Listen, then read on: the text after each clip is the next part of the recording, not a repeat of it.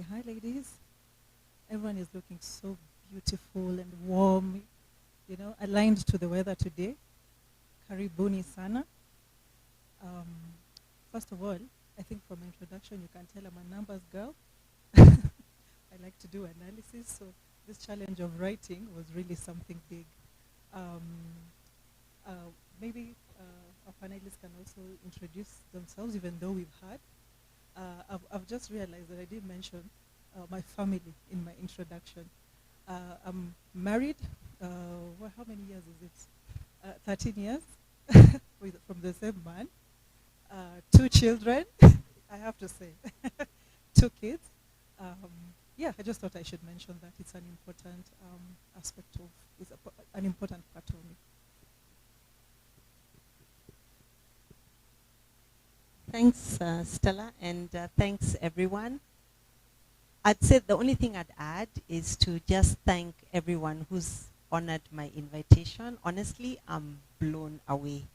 Like, I've got my friends there, my family, former co-workers, family here, more network co-workers, friends. Like, honestly, thank you all for coming. I know how busy our schedules are, and then it's a Friday, and then traffic today is worse than normal because of graduation. And so the fact that you've all come to support us, given your Friday afternoon, we don't take that for granted, and we really, really appreciate it. So thank you. Hello everyone, Sylvia is my name. As I had earlier introduced myself, I'll be the moderator for the day. So thank you so much for honoring our invitation, every one of us. And we're going to have a brief conversation this afternoon. And we're going to just leverage on what we've written and hoping that you will learn from our experiences, because we don't want anybody to go through the detours that we went through with the self-sabotaging behavior and all that. So that is what we are about to unpack this afternoon. So welcome everybody. And I think we will switch seats with Michelle so that it becomes better.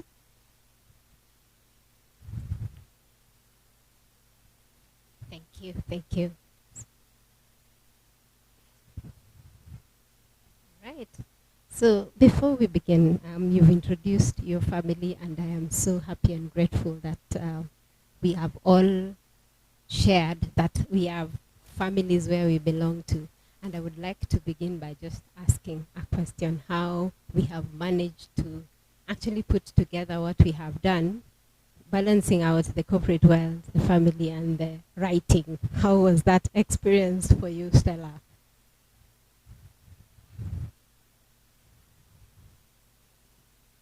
You can hear? Okay. Yes. So maybe just a brief background. I refer to myself as a double middle child. So I come from a big family of 7 sisters, 1 brother, and my siblings are crazy people. One of my sisters, if she has black hair, I know she is stressed. One of my sisters, if I tell her someone made fun of me somewhere, she's like, where and when, who do we go to deal with them, what time? And I'm the quiet one in the family. So the irony of me being the first to, be a published author is very interesting. In terms of family, I think for me, family is grounding. My family will call me out when I'm rude to my husband in front of them. My family will call me out when I'm slacking off, whether it is my children, my career. My family will also call me up when I need to be called up. So, for example, I'll give a real-life example. Once upon a time, in as much as I'm the quiet one, us quiet people like to have very creative outlets. So I'm very creative on the music side, and I used to do a lot of that. So once upon a time, I failed in school, and I doctored that result. And I took it home to my mother, who is a trained teacher. And she called me to a room aside. and told me, "You've done something to this. Tell me before I tell your dad. What have you done?" So I confessed. And she told me, "What are you committing to? So that I don't tell your dad about this. You know he'll kill you. What are you committing to do? Within how long? And what am I going to see differently from you?" So within this conversation, we ended up talking about many other things. Is it your friends? What are you battling with emotionally? Anyone who has been in a boarding school in Kenya knows how that happens. So in terms of parenthood, a lot of what I've learned from my mother, my sisters, we have two phases. We have the older siblings and the second phase 1 and phase 2. So phase 1 helped me to be a parent very early, taking care of my nieces and nephews when we were 12 and above, 12, 14 years. So that has also come in handy for me as a parent. So a lot of the things that I have learned from my parents as well as my siblings, I implement in my own family. At the same time at work. Sometimes if I'm having a challenge at work, I will ask myself, which sister or which brother, sorry, I have one brother. Which sister do I need to tap into today? Is it Carol, the diplomat, who wants to hear everyone's side of the story? Is it Rispa, the fighter, who wants to hear facts and numbers and deliverables? Is it a mixture of the two? Is it Bella who wants to go to war? Is it Val who wants to say, okay, let's talk to everyone in the room? So I think each and every one of us has someone like that in their circle that we have that helps us to make decisions when it is beyond our own natural ability. I don't know if I've answered that question. Wow, I love the insights you've just shared. And on that note, in your journey as a parent, as a career person, how I mean, I know you've noticed the patterns of self-sabotage in your work, and I would like you to share a little bit. What are these things that you have overcome or you still battle with in terms of, I know self-sabotage appears everywhere, in career, at home, in the society. How have you, I think from all the speakers we've had, everyone saying something about authenticity. In our environment currently, in the years that we are, you find yourself in scenarios where you will be sort of apologetic in an environment where there are ladies who don't like to cook. In another circle, you will find yourself apologetic where the ladies who prefer to be stay-at-home moms. So we have a lot of judgments within ourselves as women. And one of the things for me, because I got married very early, at 25, 26 I was married, and I had 2 children within 2 years. So I had to make a decision. How do I want to raise my kids? Do I want them to see me most of the time when they're very young? Or do I want to focus on my career? So for me, earlier on, I just said, I need to earn an income, and I need to learn as I learn. So my work never compromised, but my children were seeing me every day at 5, without fail. I had to move out of Nairobi to Mombasa so that I could make sure my kids had both me and my husband. Now, the self-sabotage comes in where, in that situation, you're comparing yourself to your peers, especially when you see guys you used to beat in class. I know everyone has that example. You know those guys you never even used to study, but you used to beat them. But you compare yourself to what they're able to accomplish within the same time period. I mean, you're comparing yourself when really the environment is different. The requirements are different, and that is a very big area of self-sabotage. You're comparing yourself, and the circumstances are different. So when I look at it from that angle, right now, because I took a lot of time, I spent a lot of time with my kids and my husband, when now I am going crazy on the career side, when I go to them, with them to the office and I tell them, you see, Mama has moved. It's a bigger building. There are more people. Look, there's a restaurant. You know, that kind of a picture. They understand when I need to leave very early in the morning and come back very late. And they also have the leeway to tell me, Mom, you're on your phone too much. Or Mom, we've not seen you 3 days in a row. Yeah. So that would come in self-sabotage. Awesome. you've mentioned about comparing ourselves. I think that is the biggest disservice that all of us go through because, again, self-sabotaging behavior is stemmed from how we grew up. In school, you're supposed to beat Stella's daughter to come home with, you need to do better than her. And we were not showed that you could still excel without necessarily comparing yourself with somebody else.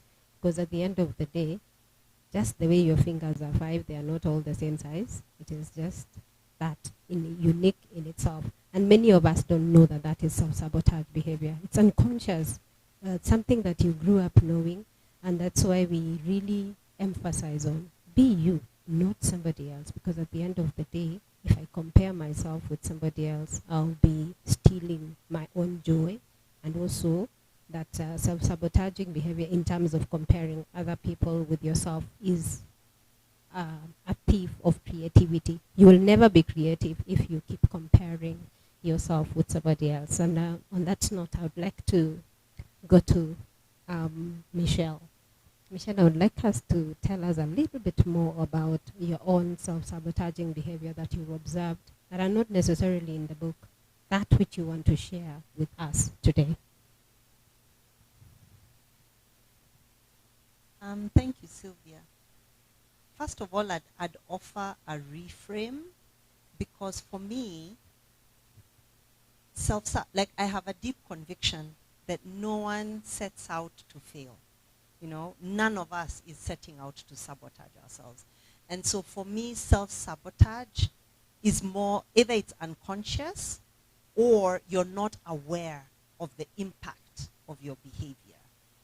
And so I wouldn't say that I am having behaviors that are sabotaging me right now. What I'd say is where I still struggle, because what I've realized in my journey, and I'm still very much a work in progress.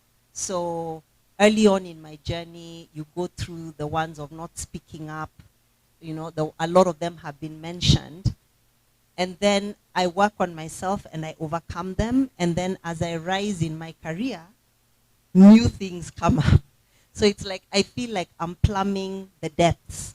And at the core of it really, yeah, it is psychologically. You have to work on yourself because a lot of it comes from conditioning, both from growing up, from what society expects.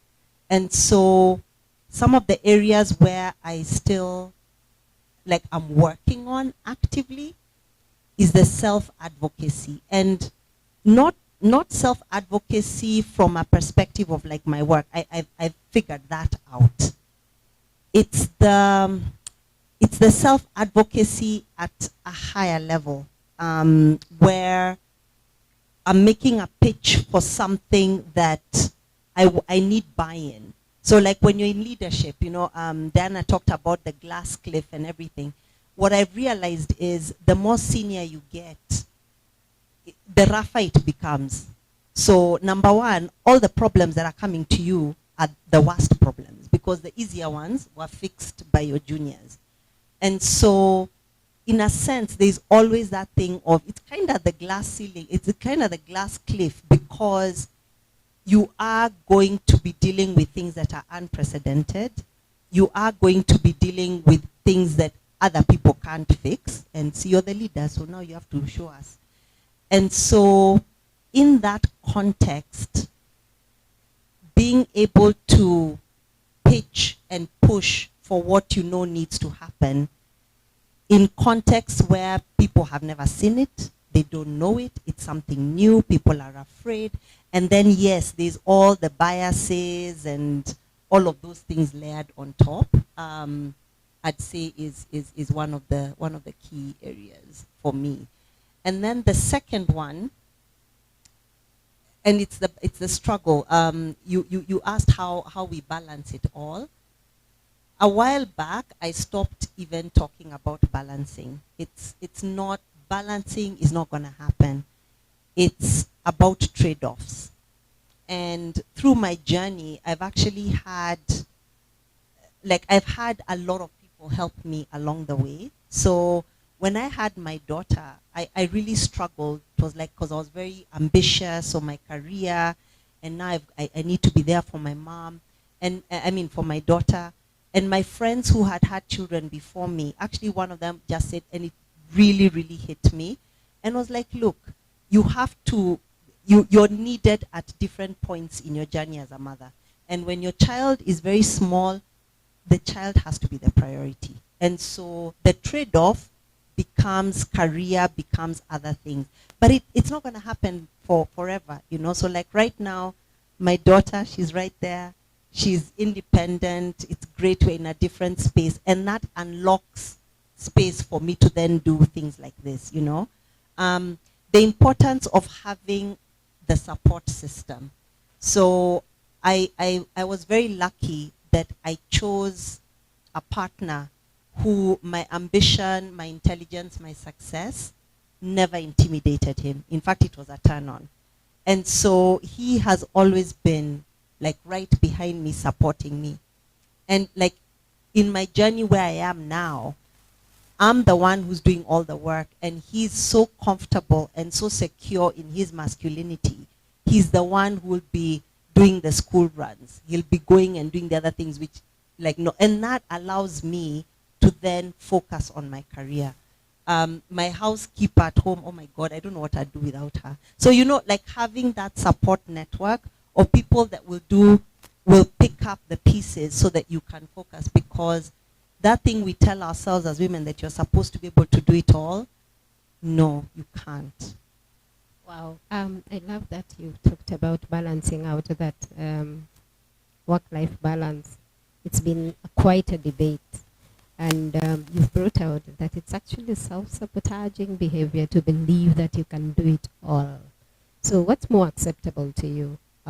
You've talked about knowing what is the priority at this point in time. So how can somebody who is in that level of wondering, is it career, is it family, how the trade-offs, how do you make sure that you're not self-sabotaging when you need to make the trade-offs? That's a difficult question. And the reason why I think it's difficult is because it's so personal. It really is personal. And I think what I'd say is that wherever you are in your journey, to listen to your gut. You know what Evelyn said, that message from God, it was not a conference call, it was for you. And so if you really listen to what your gut, your body, like where your passion is, and then lean into that.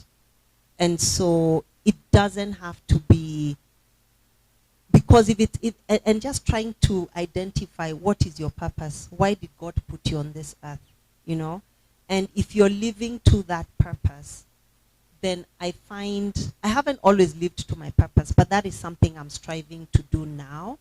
And what I'm finding is the more I lean into my why and the more I try to live aligned to my values, other things are falling into place that enable me to do that. So if as a woman, like staying home and taking care, if that's not for you, that's okay. And if you're in your purpose, then you will have that partner or that support system, or you know, that will enable you to go out and do you. And if you want to be home, that's also okay. And other things will fall into place. I think the key thing is just, rather than saying you should, I think what I'd encourage against is living your life according to the script of what other people or what society says you should do. Because I think we've reached a point in my life where, like all my friends, like, yeah, we've done that. You live the life according to what society said you should do. And pretty much for all of us, it didn't really work out. So, yeah. You've pointed out something on society, and this I would like Stella to speak more about how society sometimes becomes an enabler in self-sabotage. What's your experience on that? So the way I look at society, I look at it as an emotion. So it depends on what is the season, what type of emotion is it. There's a book about managing your emotions by Thibault Maurice, and it talks about there are some emotions that are productive. So I look at society like anger. If society were an emotion, it would be anger. Why? Because anger can be used well, where if it's productive, you use it to do something productive. And most of the time, you'll find it is used negatively. We are biologically, if right now someone were to come in and say, oh, there's a bomb in this corner, people will more likely listen to that than if someone comes and says, who's someone that we all love? Let me say Obama. Obama is on the other corner of the building. Most of the people will believe the negative news, isn't it?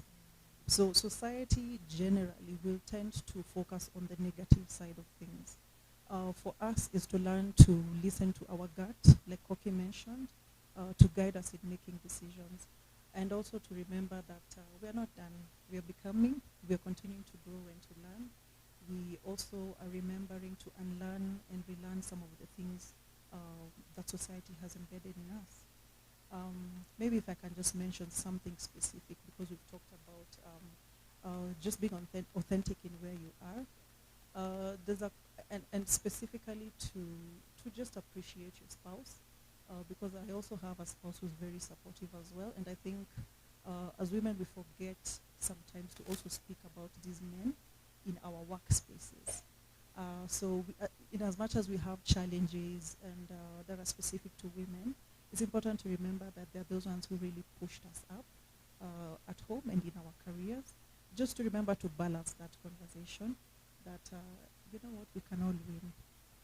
We don't need to fight. We can all win in this conversation. Yeah, I hope I've answered that question. Somehow, to some extent, yes, you have.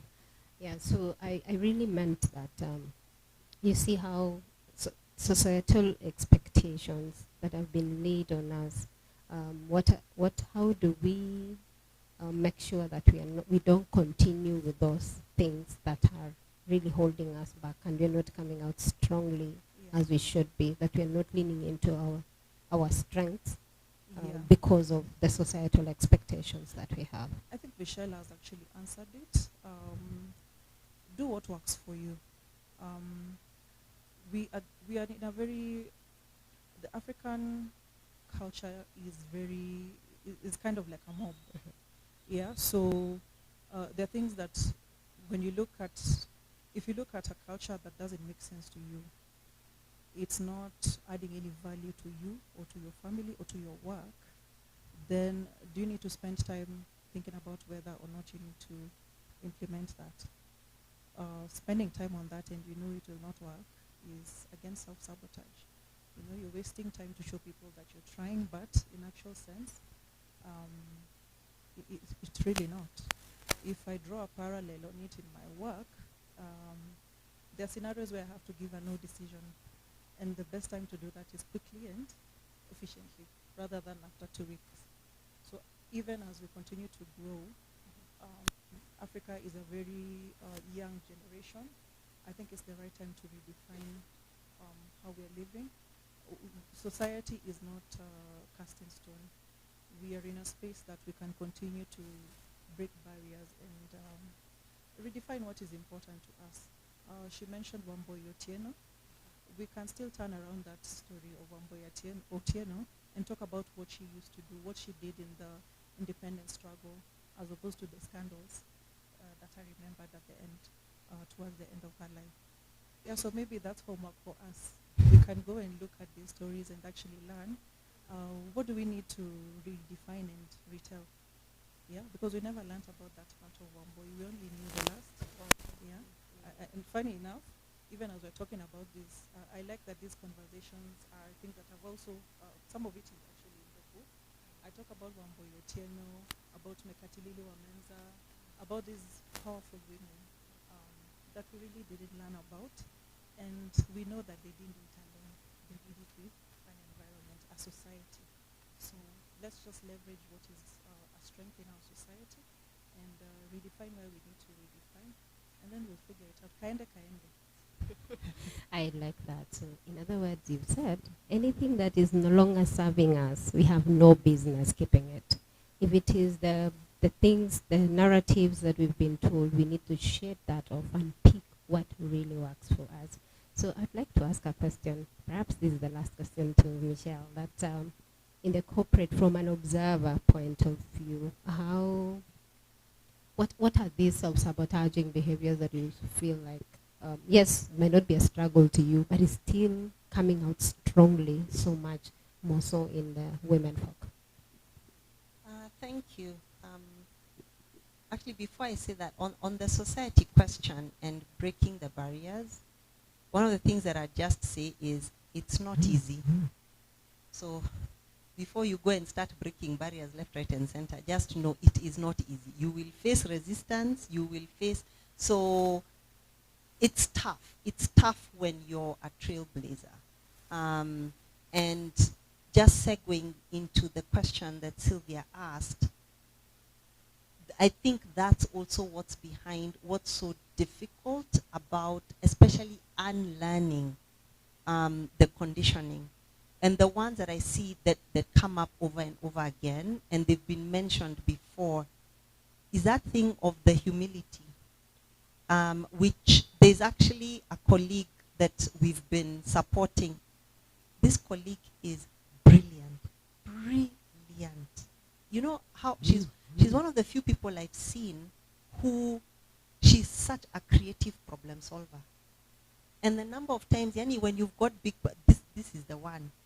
And there was a time where her manager was a guy, really flamboyant, really good. There was nothing wrong with him. And she had this thing of like they've done something and then she wouldn't want to be seen. And of course, he did what any normal person will do, is like, go, you're in the meeting, and it's like, oh, first of all, she's not there. And then we are an amazing win. And he'd be like, yes, it was really difficult, and this is what we did, and this is what we did. He's not stealing, but because she's not there, he's speaking for her. So who are we all remembering is the manager. Who was the one who we were like, oh my God, since this manager came, things are just happening. It is him. And even I had no idea. I thought, I was like, oh my God, this best thing since sliced bread. And then something happened, and I had to get a lot more involved in what was going on in the team because the conditions in the market changed and the stakes suddenly became very high. It was like, oh my God, I need to get involved. And so as I started getting involved is when I noticed, yeah, they are solving, but actually all this solving is happening. And I just pulled aside and I'm like, what do you think you're doing? Like, no, we work so well together. And in fact, he's so supportive. Michelle, I don't want, let him. And I just told her, the person who's getting all the kudos is this person, not you. No one, even I didn't know. And so the challenge has been, what I've realized is that there's quite a journey between even being aware, because she's now aware, and other women that do the same, she's aware.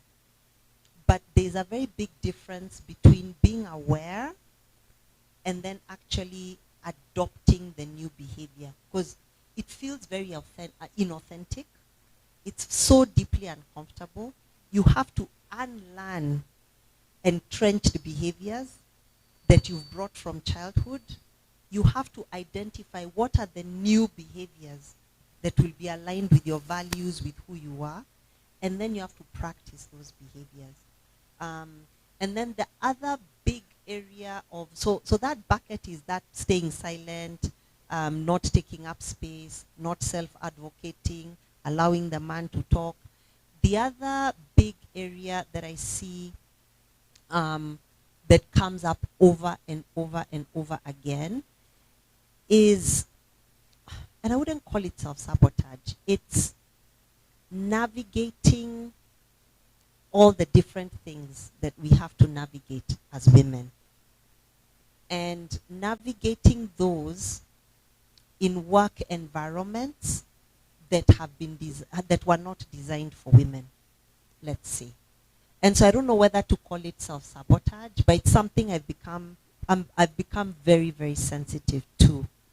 And with the ladies that I work with and that I mentor and coach, and drawing from my own experience, I'd say the first thing is that as a lady, that self-awareness of no one is telling you don't get pregnant. Get pregnant. However, have an understanding of the environment you're in. Like just be aware, and be aware of how people will perceive you and judge you. Is the way they're perceiving you and judging you right? Absolutely not. It's a problem. But it's the reality of the situation now. And it's going to take time to reverse these structures and processes that work against women. And so making sure that you exit for maternity, do that well. You know, you don't want to send those signals of like, now you don't care about work anymore. You're all about your baby. When you come back into the workplace well.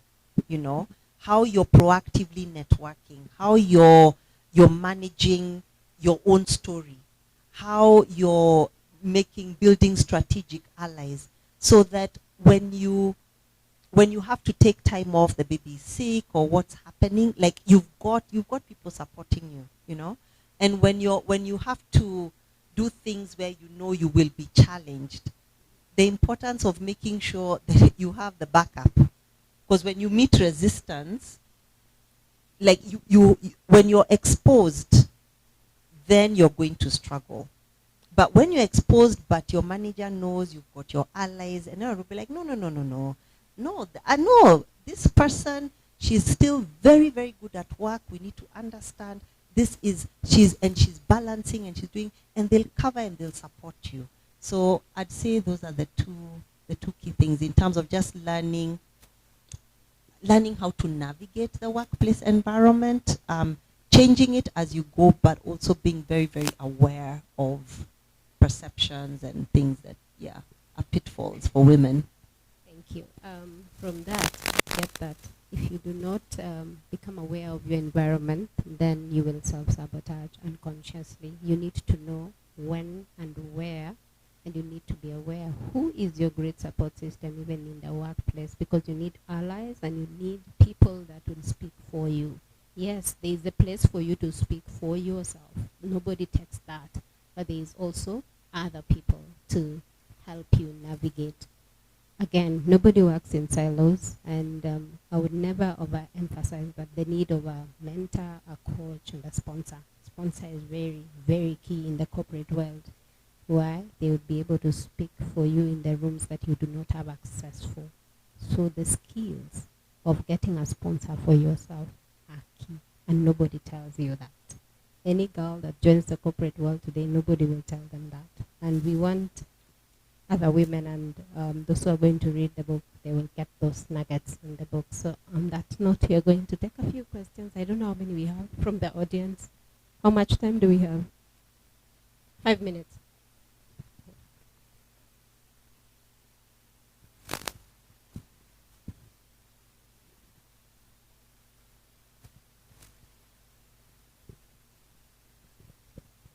Hi.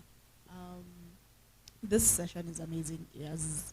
As she said in the beginning, like we see ourselves in all of you. So first of all, thank you all so much for the vulnerability and just even the courage of being here and doing this right now. My question again in terms of self-sabotage and what's Sylvia, Sylvia.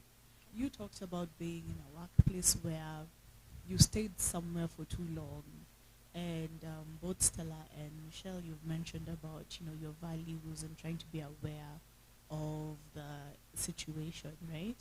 And one thing that I think I'd like to you, like actually both of you, to speak to is a challenge that many people are having right now. Is many people are in spaces where they're not moving, they're not growing. I don't know if you read, there's an article by Sunny Bindra a while back talking about how generally people are completely disengaged, right? Your He gave a crazy statistic, like was it 75 or 80% of workers are absolutely disengaged. And Michelle also mentioned about, being intentional in how you show up and not just checking out because, there's nothing else to do. And so in this scenario, we're seeing a lot of just, there's no energy, you're, you're not showing up, you're not reading the room, and then there's a struggle with the Gen Zs who also like, I also don't want to have ambition because what has this ambition gotten these other people? So just, I'd like to have that speaking of into being stuck. Actually, that's the crux of my question. Dealing with being stuck. The environment you're aware, but there's not much movement you can do.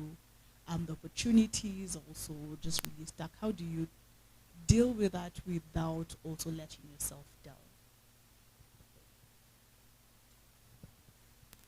Wow.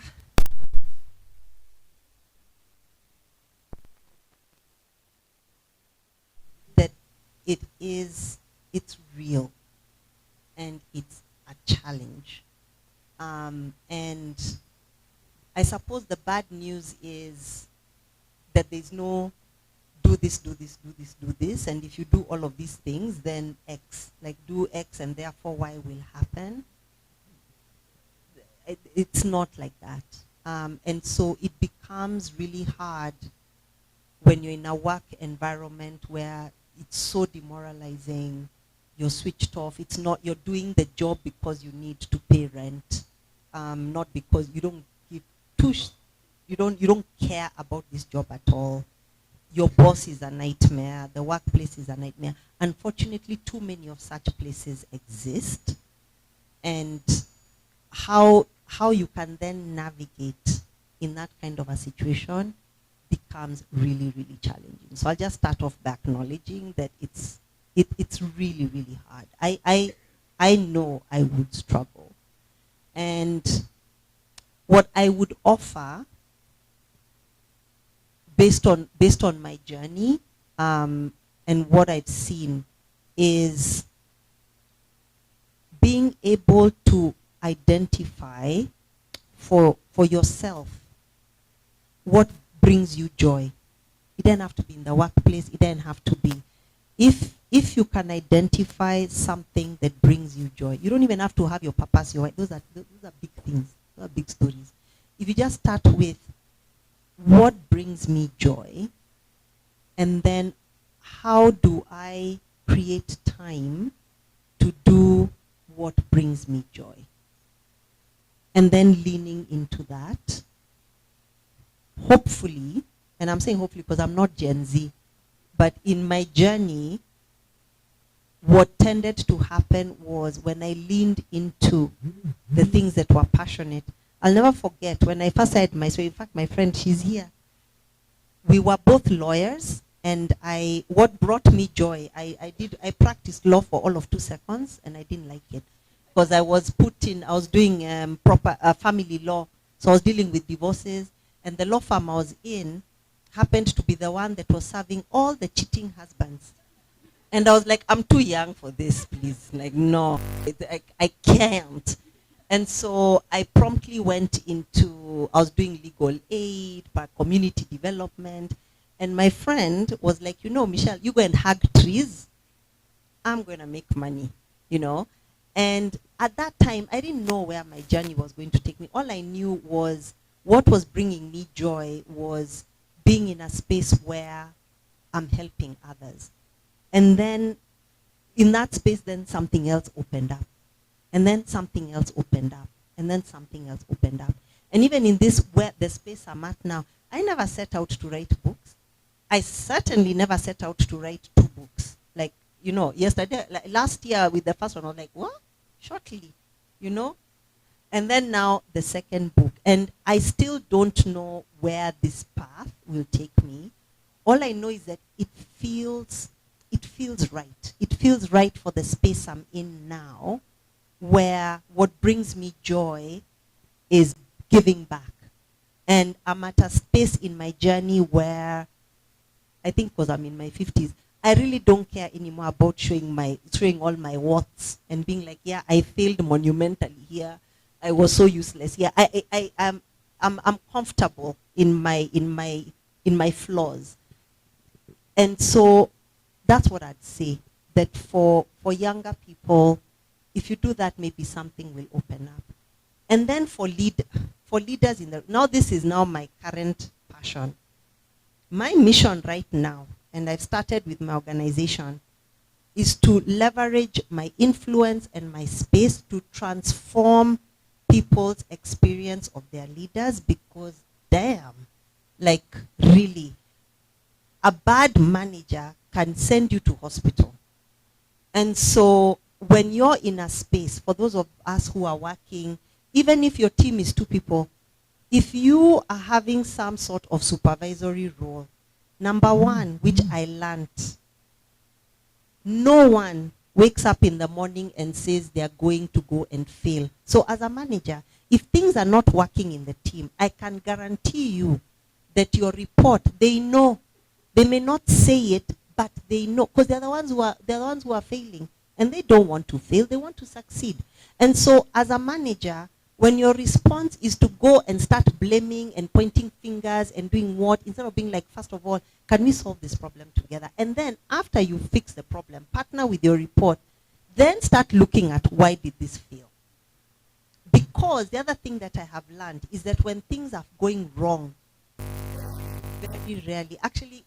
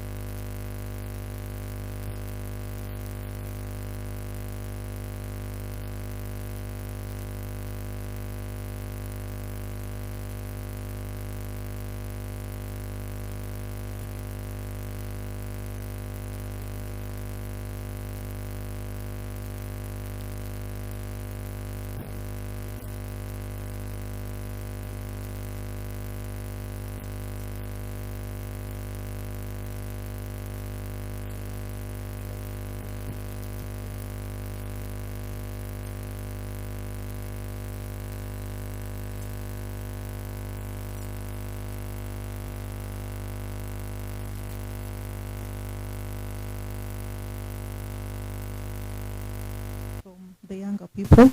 I did education. I think every day, if I've not learned anything today, it's a failure. So we learn from everyone all the time, anytime, so ask for help. Wow. I hope there's no other burning question, but if there is, oh, there's one. Okay. Yes. My question is directed at the chapter Michelle reads. It was the one way I thought would be best to honor her invites, going through the whole chapter. Yes, so there's this section you talked on blind spots, and you gave a personal example. You had gone for a long leave break. You came back, and you immediately just started working.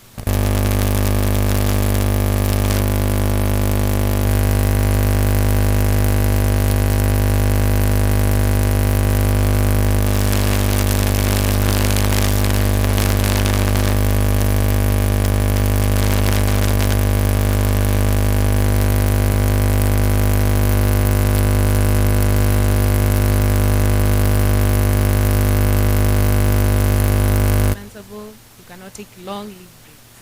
Something may happen, position may go. So what advice can you give someone in such a position? Yeah, so that you just feel at ease, yeah, I deserve this 3-week break, nothing will happen.